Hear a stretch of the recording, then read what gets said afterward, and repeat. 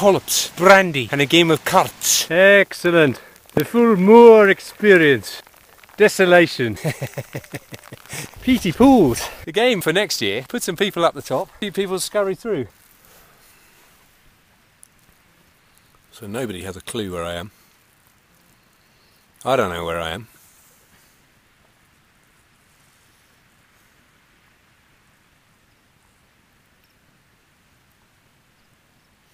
They're great moments in life, aren't they? When you're sitting somewhere and you think, how did I get here? And then combine that feeling with, nobody knows I'm here.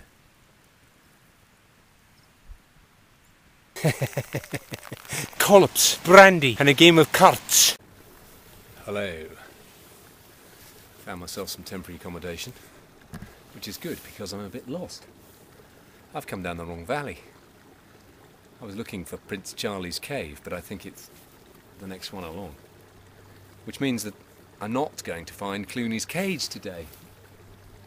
Which is a bit disappointing. Having walked all this way, I feel like a bit of a failure. Haven't read the map properly, haven't read the landscape properly, haven't covered the kilometres, just haven't done anything right. I have, though, had more of a 14th of July experience than a 15th, in that it was very boggy up there, with peaty pools, definitely more like. So I don't feel I have to repeat that experience tomorrow, as I said I would, since it's been done, and it was pouring with rain as well. So I really feel I've got that experience of wandering on a moor, not really knowing where I'm going, feeling desperately alone and incompetent. So that'll do. One thing that's been bugging me as I've been trudging along, notice how little dialogue there is really, considering the time spent walking in the book. We get 5 or 10 minutes of conversation with Alan and David, and then there must be hours of them just walking in silence. And when you do that, you think about life, don't you? I do. But one thing that's been preying on my mind was that we finished reading yesterday about officers and privates, and that David had made a good enough private for in these last hours it never occurred to me that I had any choice but just to obey as long as I was able and die obeying. And then lo and behold, Trevor starts talking about Chris Ryan's book. I think it's Chris Ryan's book, or was it Andy McNabb? It's one of those guys anyway. And the idea that that those are books that might be reenacted. Soldiery, very big issue in this book. Soldiery, what it's like to be a soldier, both as an insurgent or as a member of the Jacobite army, and as I suppose as a redcoat. But what you get a sense of is that soldiery is quite a big deal to the Scottish, isn't it?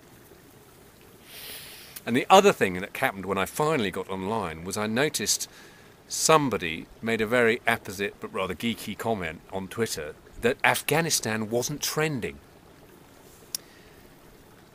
Afghanistan wasn't trending. I thought, yes, that's true. I'm trudging up here and I'm thinking about Scottish soldiery, and I even saw a coffin with a Union Jack flag over the top of it drive past me on Mull with a dead soldier in it.